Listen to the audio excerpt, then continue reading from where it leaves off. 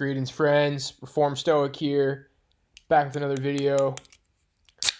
Sorry about the sweat stains. I'm sweaty. Just shaved my head. Should be alright. Sometimes I have to go back and double check. So this topic is something that I've covered a couple of times over the course of my long spanning channel at this point. It's crossed over through many different YouTube channels. So I think it's just this message has kind of been lost over the course of time. These tidbits of wisdom are spread over various different live streams, many that have maybe been forgotten or taken down by now. So we'll go ahead and condense all of the wisdom nuggets into a wisdom nugget pot pie kind of a concoction. Anyway, enough goofiness.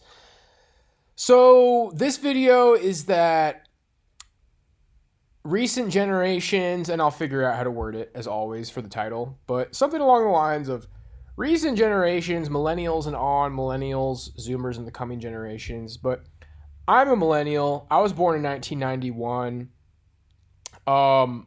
In terms of like stereotypes about millennials, I'm not really sure how many made it. I wish I could just pull up a statistic, like how many millennial men made it. I'm getting the impression that just enough millennial men made it to where all the millennial men who didn't make it get gaslit and told that like you're a bad person and it's your fault. Zoomers, stereotypically, it's much more acceptable for you to be a failure. But millennials, especially millennials who were latchkey kids and watched a lot of television and went to public schools and bought into every trend, like me, know that the elements to pave the way toward your failure were there. And I want to focus specifically, because there's all kinds of bad examples that were being set by television, movies, music, media, pop culture of the time. But I wanted to particularly focus on young love, which, to clarify what that is, that's you being a young man having romance young. And I wanted to clarify because that sounds weird, young love. And I guess the point of the video is that it is weird.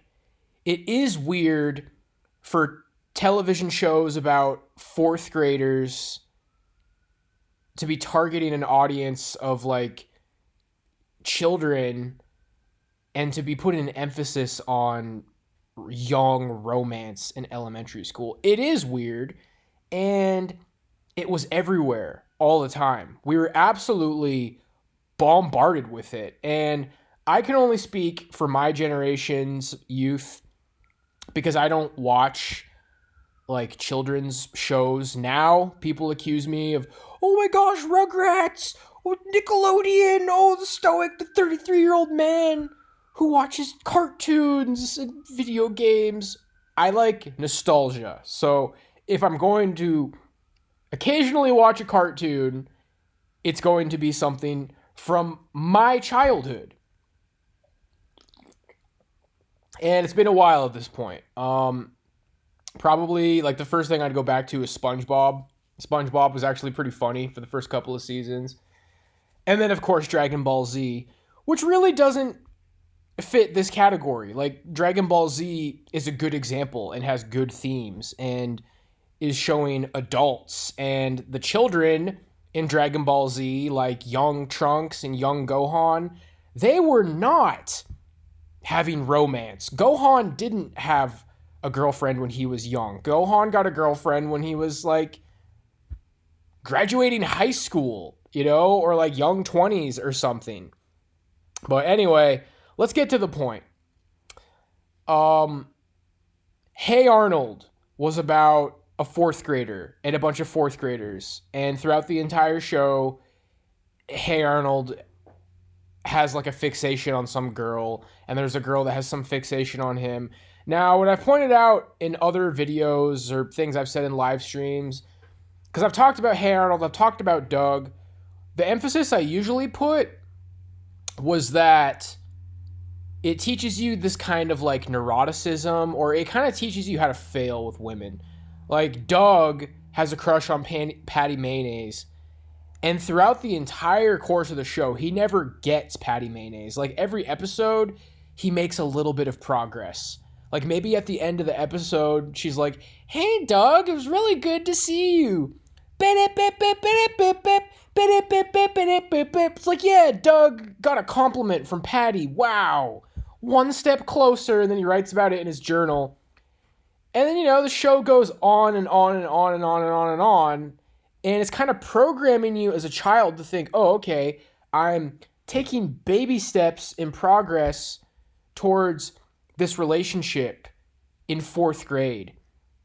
And so it's kind of giving you bad advice with women that you're probably going to carry into your older ages. But then there's just the fact that there's like an emphasis on romance at all in 4th grade. And that's how I'm focusing on it now. It's like Doug is a 4th grader. And it seems like, from what I can remember, all these shows, like I think Rocket Power's 4th graders, Doug was probably a 4th grader. Hey Arnold was 4th graders. It seems like 4th grader is the same, or is the safe age to pick for children's television, because younger kids will be watching it and that's fine, and they'll be 4th graders soon enough. And then older kids, like it's 4th graders that kind of act more like middle schoolers is kind of how I see it. It's like this hybrid between 4th grade and middle school, which is funny. Like when you look at the 5th graders in Hey Arnold, like Wolfgang, it's like, "Hey football head." He's got like a really deep voice, a huge broad chest. He looks like he can bench 275 for reps and like freaking be a football linebacker. And he's a 5th grader. And then there's one episode where they have 6th graders and they basically also look like adults. But that's kind of the strategy of the show, is because they're trying to make it the safest bet for a wide audience. So 4th graders who kind of act like middle schoolers, who ultimately can probably relate to people all the way up through high school, and then anybody older than that looks like a freaking adult.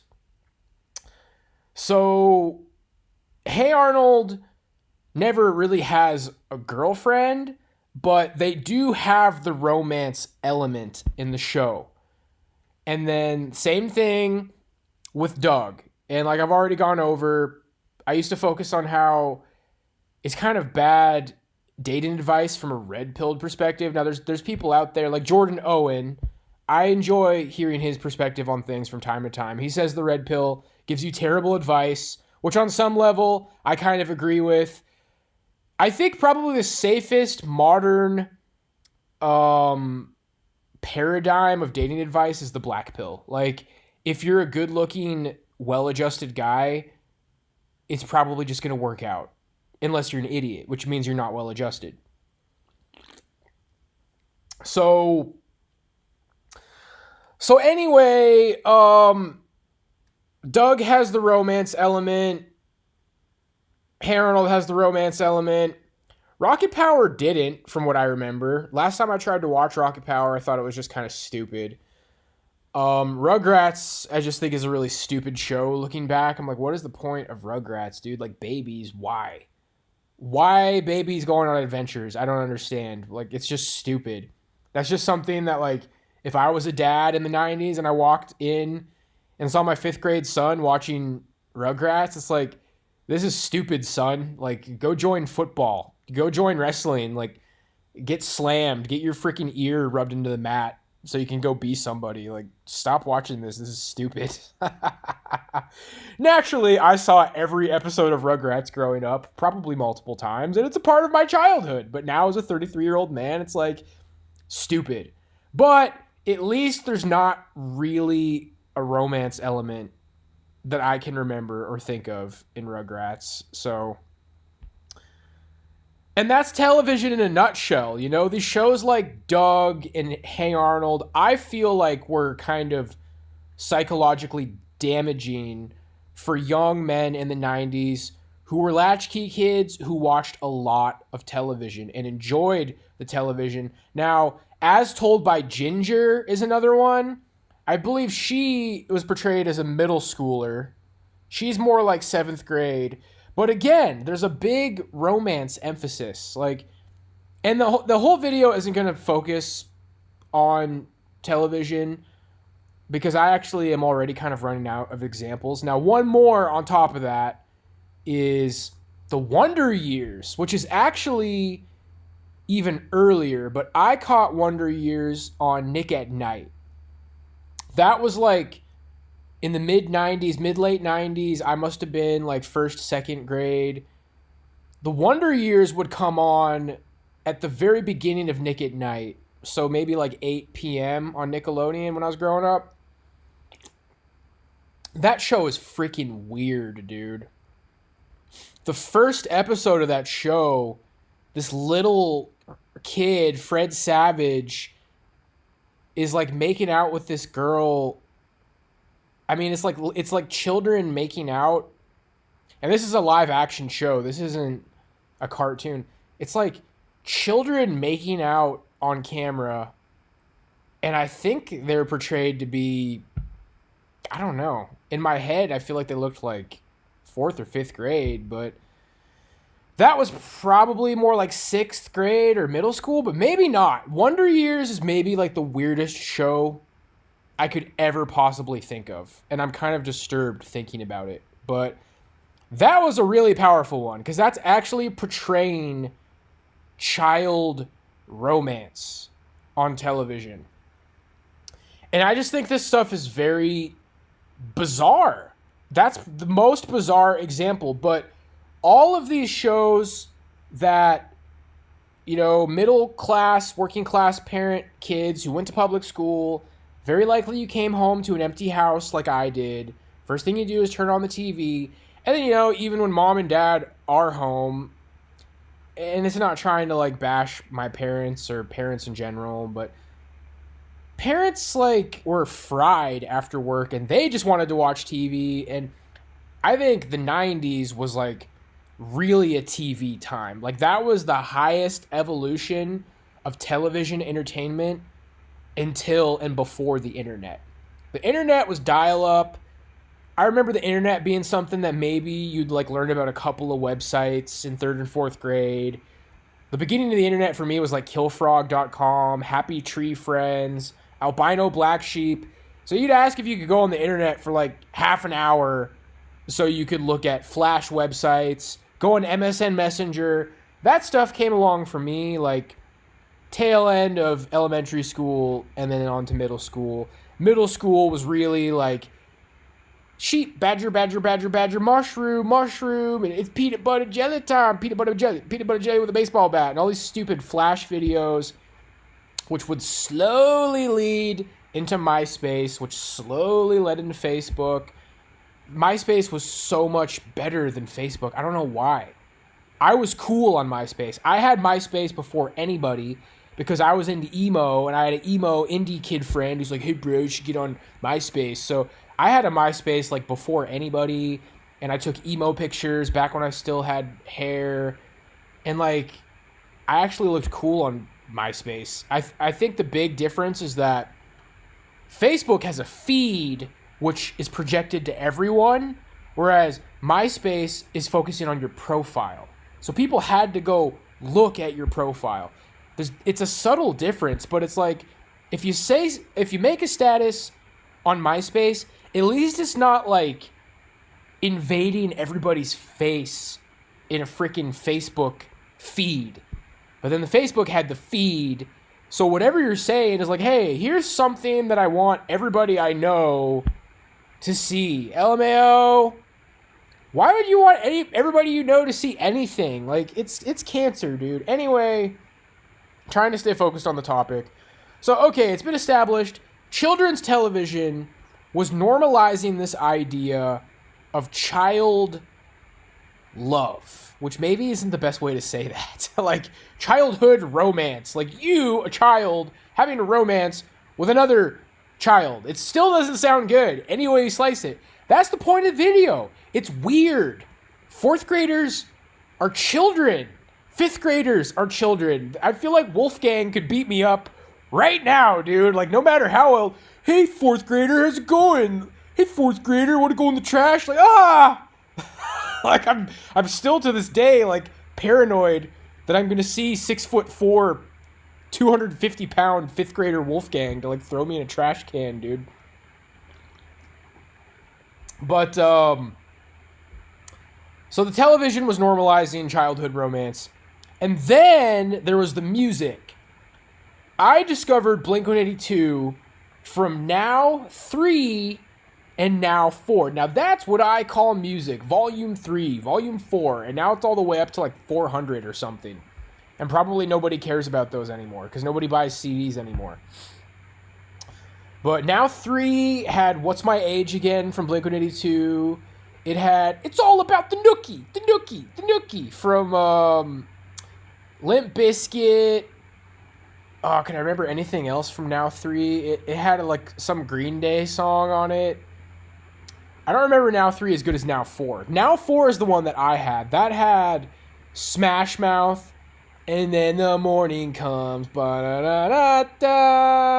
Da-da-da-da-da-da. Tell everybody you're gonna do it again. The way that you walk. Ba-da-da. It's just the way that you talk. Like it ain't no thing. That was like my favorite song.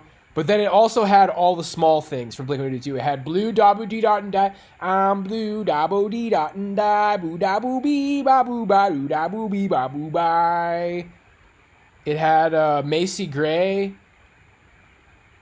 I try to say goodbye and I choke. Try to walk away and I stumble. I'm gonna try to hide it. It's clear. My world crumbles when you are not there. Can I think of one more? I'm missing you like candy from Mandy Moore. Ooh, man, I feel like she didn't really stick around, but so I had Now 4 probably in like first or second grade. No, that was definitely like second grade. So I discovered Blink-182 in second grade. Somebody bought me a Sum 41 CD for my birthday in 4th or 5th grade. Linkin Park wasn't really about women. Linkin Park was just kind of about like being depressed and like cool at the same time. It's like, cry, I am depressed. And then there was like a rapper guy who's like, doesn't matter how hard you fall. Like, I don't know, my Linkin Park impression is off. This is just like a weird, unhinged nostalgia. I take these nostalgia journeys all the time, dude. I'm always thinking about the 90s. Not always, but I regularly go back to memory lane here. I like nostalgia. I have a very good memory. I try to say it's photographic. Maybe it's not quite that good, but it's pretty good. All right, I just displayed it off the top of my head, all these tracks that are on Now 4. I'm kind of just like journeying, like looking for these gems of wisdom. But Sum 41, I feel like they were like one of the higher test pop punk bands for the most part. I feel like Sum 41 held up pretty good. But Blink-182, you know, going away to college, most of their songs was like about women. And then Simple Plan, Good Charlotte, emo. The whole like pop punk emo thing was like a million love songs. And I think like the twist ending, that's kind of like a shocking thing to think about, is that music was pretty much made for women. Like the way that music is marketed is it's these guys who are supposed to be attractive. That was a little bit before like the big muscle Chad thing, which I think kind of came with hip hop. That was like pretty boys. Like the guys in the bands were supposed to look like cool, pretty boys with like the spike bracelet and the spiky hair and then like the ties or the jeans, like the skater clothes and skater jeans, etny. I remember the Newfound Glory music video for what's that song? I know it's hard for you, what I've been through, but remind myself. Ba-na-na-na-na-na. I don't know. Now I'm mixing it up with a Simple Plan song. I'm getting old, dude. All this nostalgia is kind of like blending into one. It's like a two-headed like chimera of like Simple Plan mixed with Newfound Glory. Like, yeah, remember your childhood. But he was wearing like an Etnies t-shirt over like baggy jeans, and he's got his little faux hawk spiky thing. That was designed to be attractive to women.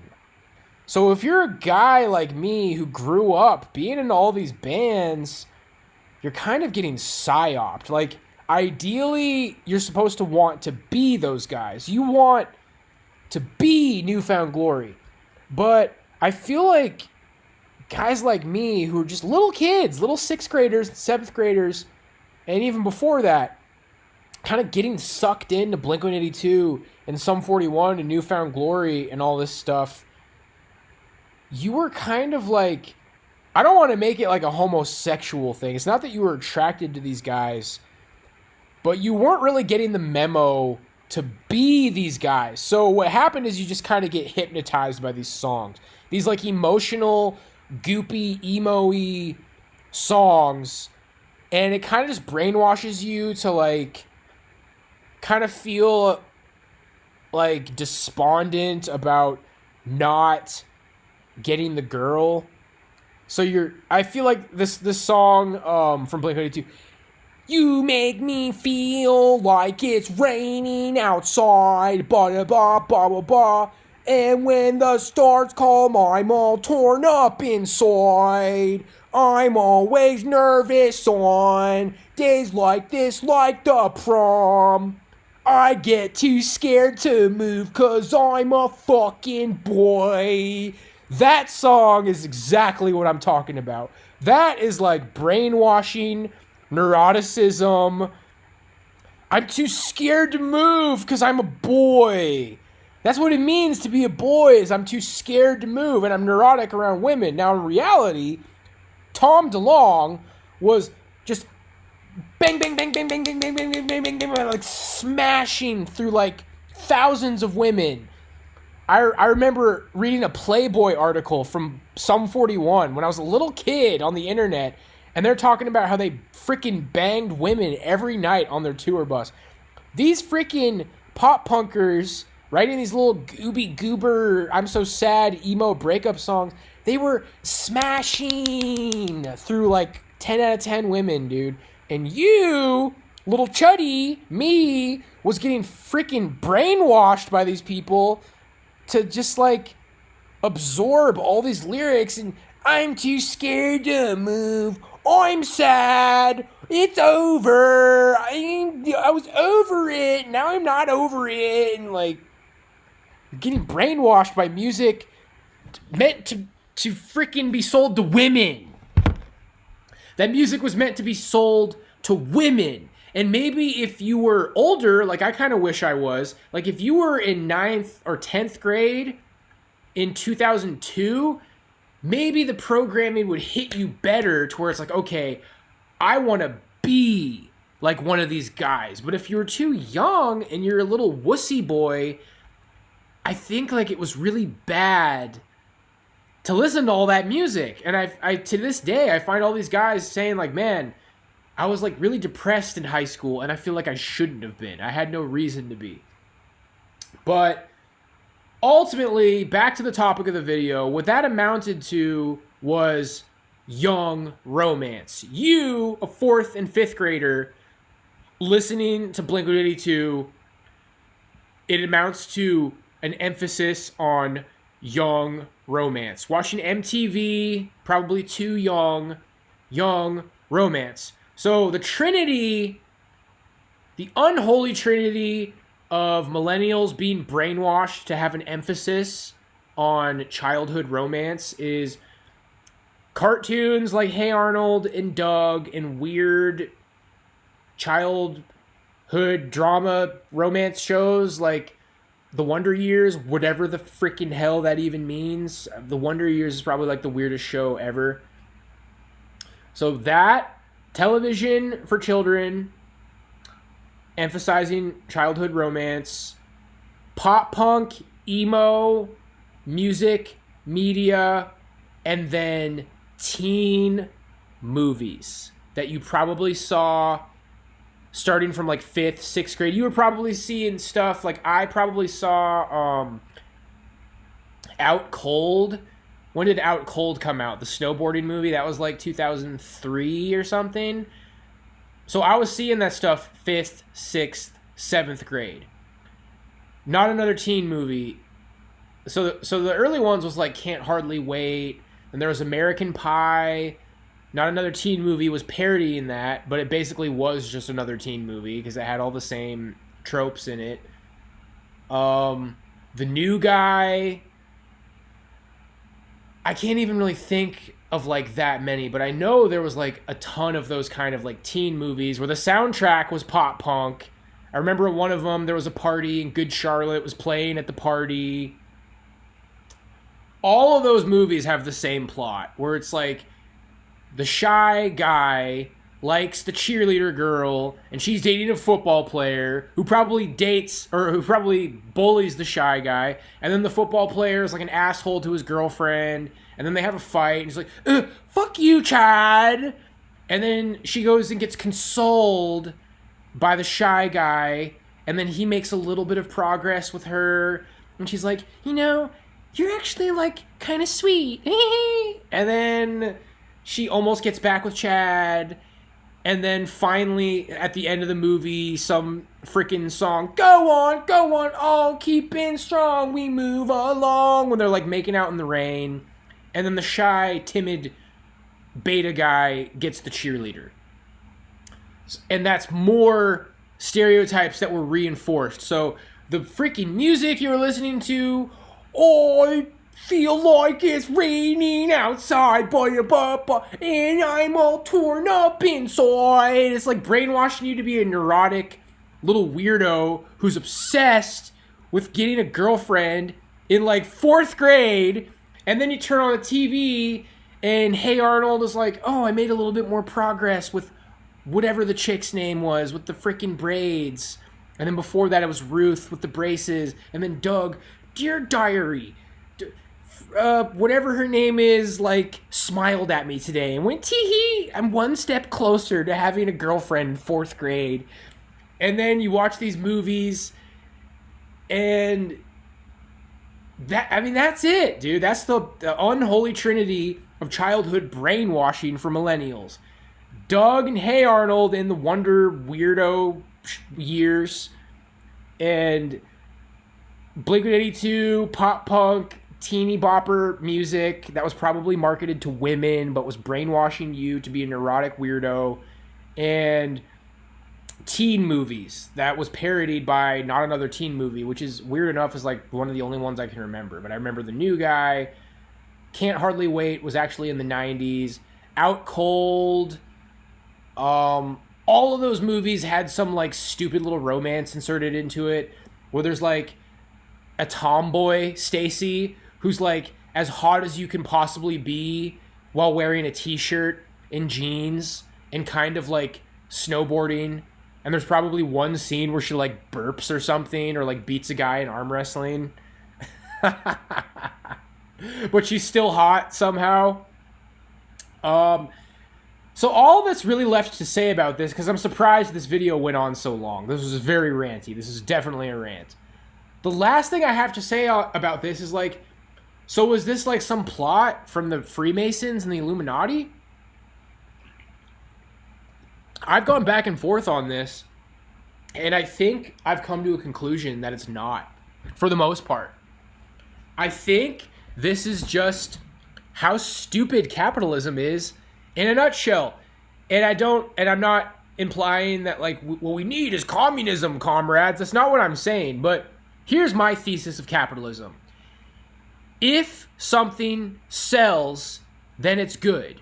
It sold a lot, therefore it's good. If something sells a lot of units, then it's good. It sells a lot of units, therefore it's good. That is the thesis of capitalism. If it makes a lot of money, that means it's good. And ultimately, that's just not reality. Like, my extreme examples It's like, oh, I invented the double dildo brain zapper iPhone toaster. And like, oh my gosh, everybody's got to have one. It's got 2 dildos on it, and you squeeze it, and it like shocks you, and you can text people and ruin your life on it. It's like, hey, I got a double dildo toaster. Here's a selfie with a double dildo. Like, it's stupid, but you make a good ad marketing campaign. Everybody has to have one, and most of the parents cave. And if you remember being a child, it's like, please, mom, I have to have it. Like, your parents maybe tried to put up a little bit of a fight. It's like, I don't think my kids should be playing shooter games. I don't think my kids should be listening to Blink-182. I don't think my kids should be watching MTV. I don't think my kids should be watching Doug's. Like, please, mom, I have to. You're ruining my life. And you had to. You had to watch that shit. And your parents eventually are like, all right, well, my kid is like already brainwashed by this shit. He's going to run away from home if I don't let him watch all this dog shit.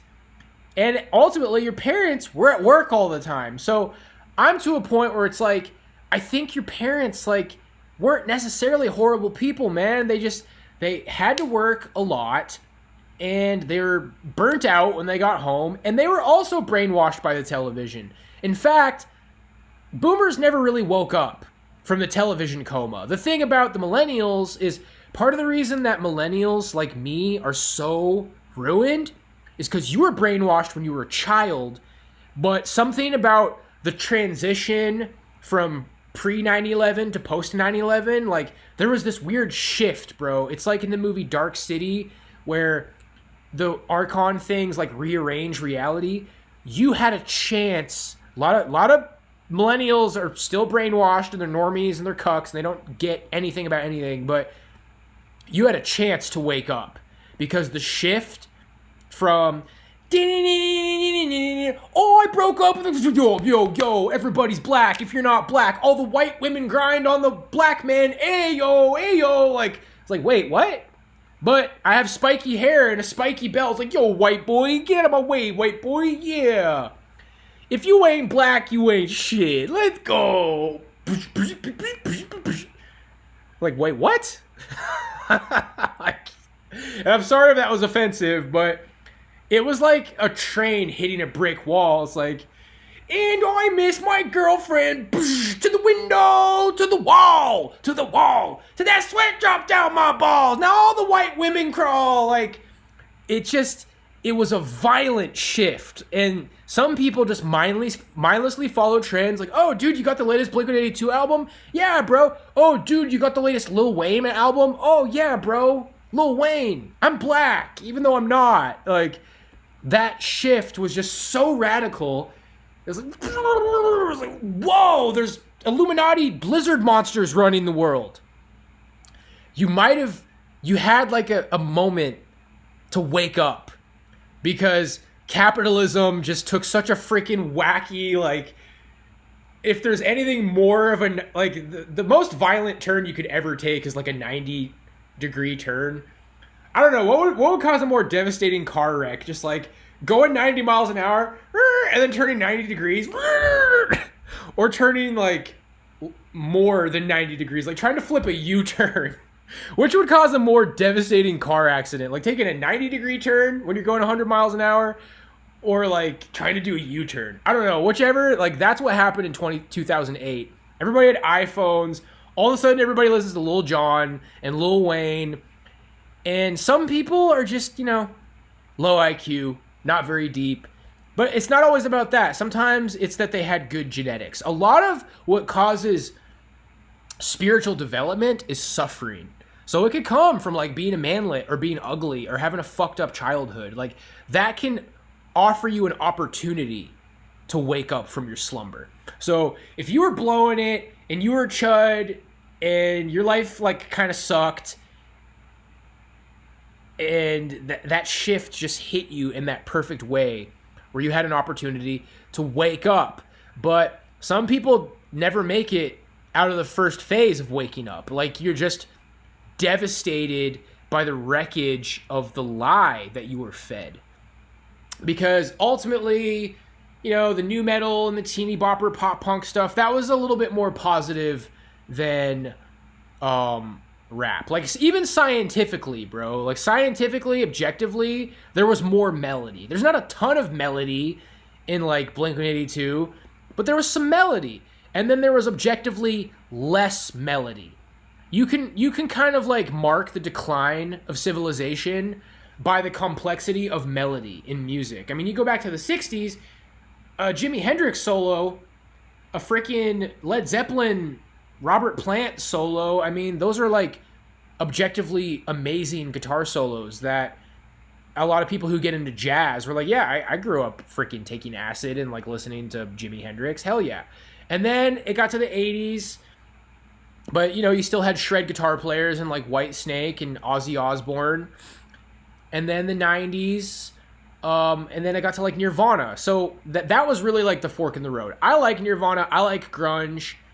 Grunge still had pretty good guitar players overall, but Kurt Cobain was like not really a good guitar player. So like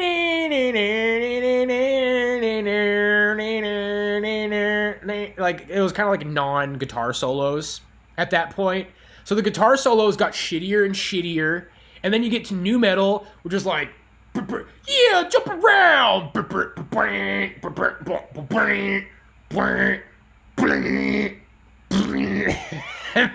then like literally when you get to Rage Against the Machine, and Tom Morello is like, he's kind of a good guitar player. I know guys who are really good at guitar who took some inspiration from Tom Morello, but his guitar solos were literally like taking a wrench. It's like,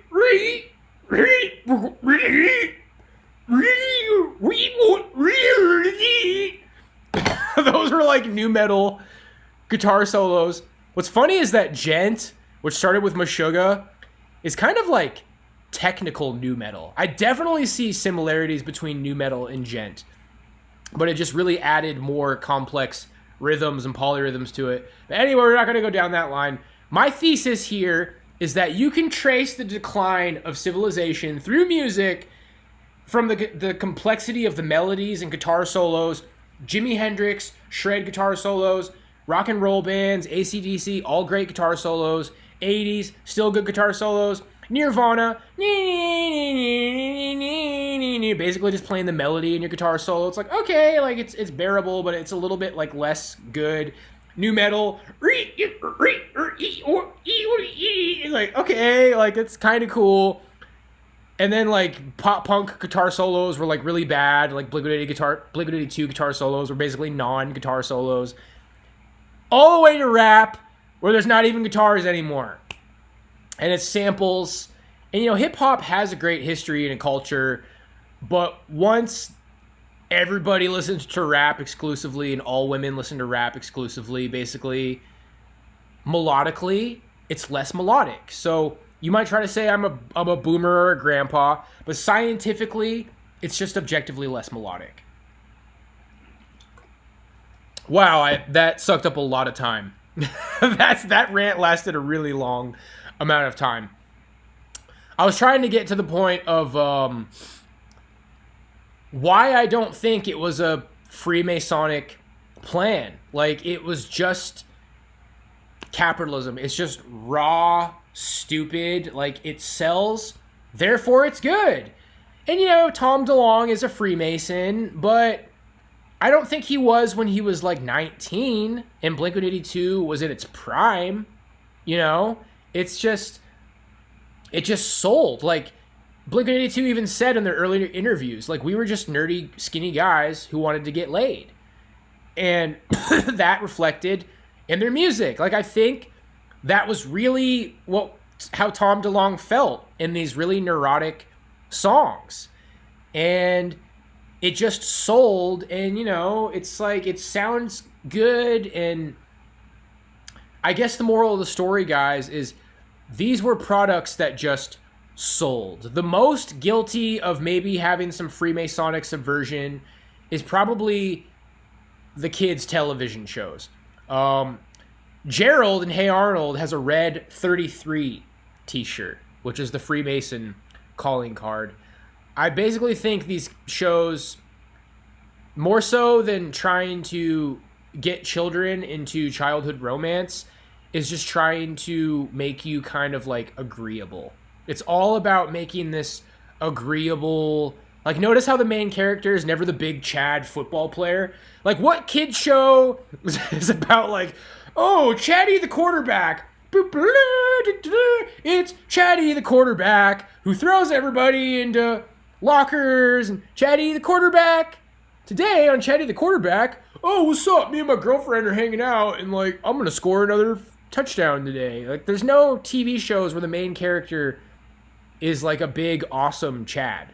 All of the TV shows have this archetype of the agreeable, short, skinny, well-dressed, cool, beta new male. Like Hey Arnold. Like Doug. Like, I mean, a lot of cartoons are about like sponges and babies and anthropomorphic weird bullshit. But, you know, like, I don't know, Fairly Odd Parents. Like, Timmy's not a Chad, and he fulfills his life through like weird escapism, and that's this kind of escapism route. You see that in Jim Carrey movies. The Jim Carrey movie formula was like, you have a problem that's related to like having kind of a shitty life, and you fix it with magic. The Mask. Oh, I live in a shithole apartment, and his friend explains to him, you can't get that girl. That girl is looking for the bigger, better deal. Cameron Diaz, who dances at the Coco Bongo Club. Oh, well, I found this weird magic mask, and now I'm going to figure out how to get the girl. Or Liar, Liar, it's like, oh, I'm divorced, and I never get to see my son, and I work too much. Oh, well, now your son's going to make a wish that you could never lie, and now I have this wacky experience, and it gets me my family back because of this wish.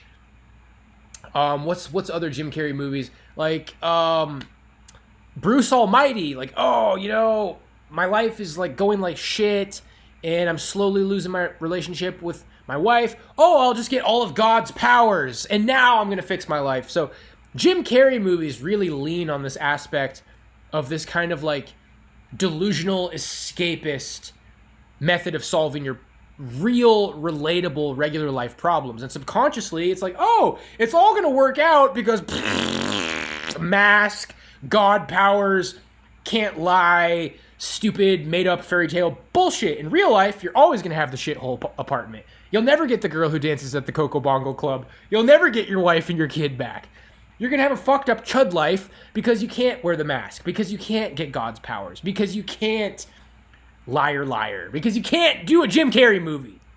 It's escapism. So some television shows give you like escapism with delusional solutions to your very real world problems.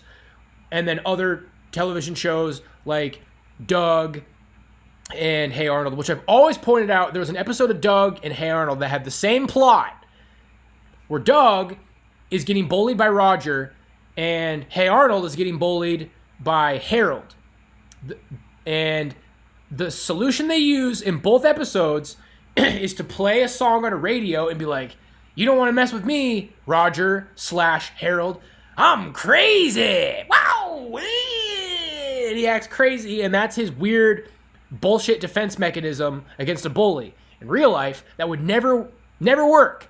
It's conditioning you to be submissive, to not be violent, to not lash out, to not have aggressive alpha male traits. It's cool to be like Hey Arnold, who's short and cool and passive, and oh, he doesn't rob places with the older kids, which, you know, some of the lessons were good, but, you know, at its best and at its worst, it's conditioning you to be submissive, beta, easygoing, which there's elements of it that are good, but to an extreme. Like, it's to an extreme because it's for society. It's what society wants you to be, which is a pushover, which ultimately will lead to you being this grown-up millennial failure who didn't take risks and who didn't take the big shots and who ends up being mad at the TV that you watched when you were a child. Or maybe that's just me.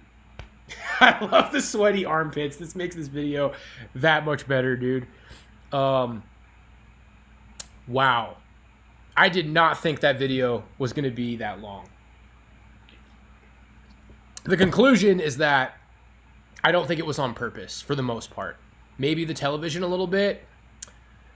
But like the teen movies, it sells. It's selling you a dream. The beta getting the cheerleader, it sells. People want to buy it. It's a good movie. People liked those movies. People look fondly on the 90s. But underneath your warm, fuzzy memories, like, oh man, I love listening to emo again sometimes. That music was kind of fucking you up. Those movies were kind of selling you bullshit. Those TV shows were giving you warm, fuzzy feelings like, oh yeah, the 3rd grade guy is making out with a 4th grade girl at the fucking little kid bus stop. Just like every 4th grader should do. It's just bullshit. And it seems evil. I get why people think it's like weird, evil brainwashing, but there's a little bit of evil and stuff that makes money. It's like maybe they know. It's like, wow, we probably shouldn't have like 4th grade children making out on television in front of like a 1st grade audience, but it's gonna make their hearts feel all warm and fuzzy, and it's gonna speed up their little weird childhood warm fuzzy feelings like, wow, I think I want to get my first girlfriend, Mom. Ah! It's stupid. All of the shit we watched when we were kids was stupid, and all the music you listened to when you were a kid was stupid, and now you're a lonely, messed up, failed chud like me. And if you're not, then good for you. Like I said, the millennials, just enough of them made it to where they can gaslight the failed millennials. With Zoomers, so many of you guys are fucking failures that it's a little bit more acceptable. But millennials know, bro, and I think the messed up of the millennials are the most messed up because we remember no iPhones. We remember sweeties who didn't have Tinder and swiping. We remember the pre-9/11, pre-iPhone, pre-hip-hop music, and, you know, black people. Let me just tell you right now, and this might come out as like a shock. When you say that like hip-hop is black culture, you don't want to think that, bro. It's 2024. Like, hip-hop is poison designed for black people. Just like rock and roll was poison designed for white people. Ultimately, rock and roll was like better and involved a lot more talent. I like rap and I like rock and roll, but a lot of rap music is just poison. And when you're like all defensive, like, oh, yo, white people shouldn't be making rap because that's our culture. It's like, no, man, your culture is like, I don't know, dude. Like, we was Kangs. Your culture is like the pyramids and family values and like making money. And dude, your culture is better than that. Your culture's better than hip hop. Hip hop was designed by the CIA to ruin you. And you know who said that? Ice Cube from NWA, who was basically one of the originators of gangster rap. So it's dark, man. Reality is dark. It's dark for you. It's dark for me. It's dark for everybody. But I'm just making that point so you're not offended when I say that, like, it was worse when rap music was given to the masses, because eventually the powers that be figured out, oh, wow, we're not just going to ruin black people with rap. We're going to ruin everybody with rap.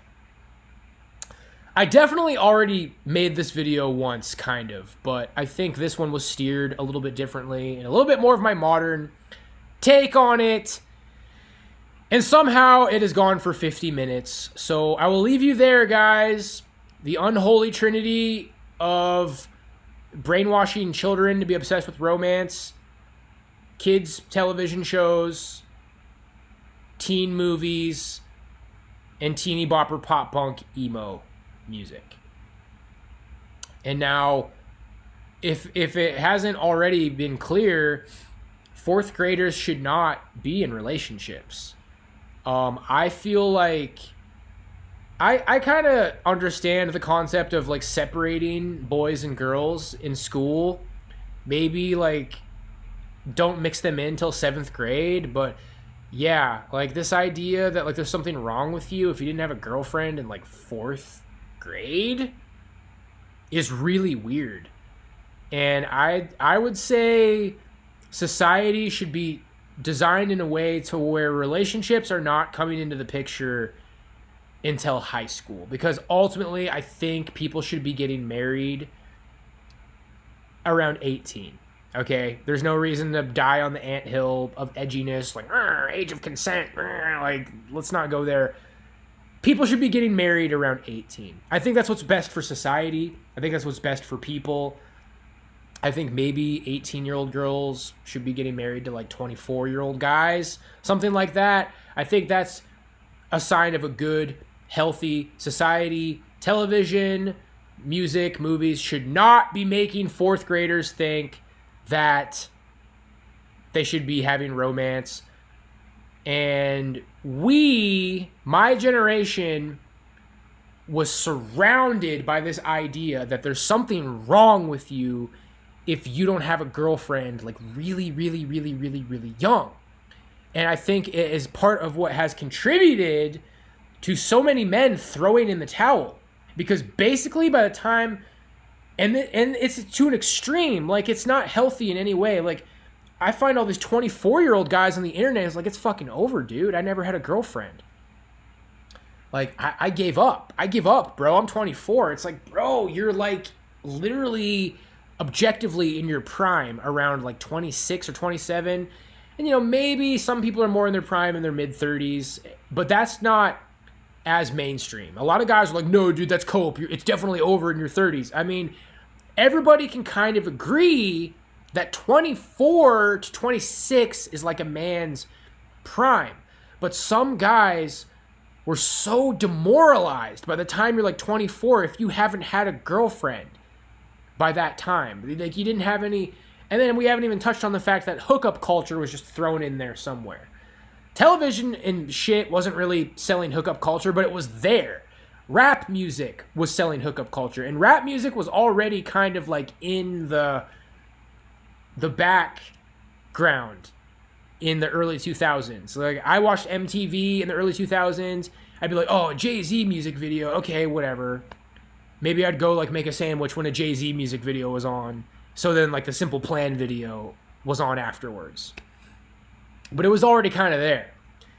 And the meaner kids who didn't get brainwashed by pop punk and emo were listening to like, I don't know, CKY or the Misfits, or they were just listening to like boomer rock, Led Zeppelin, The Doors. That was kind of like the Chads of the time. Like they never listened to pop punk because they weren't beta enough to get brainwashed by it. I still like pop punk to this day, dude. I'm not trying to talk shit. I'm just saying how it is. So you should try not to be so hard on yourself if you're a guy who's like 25. Dude, if you're 25, bro, like do not give up. Nobody should give up.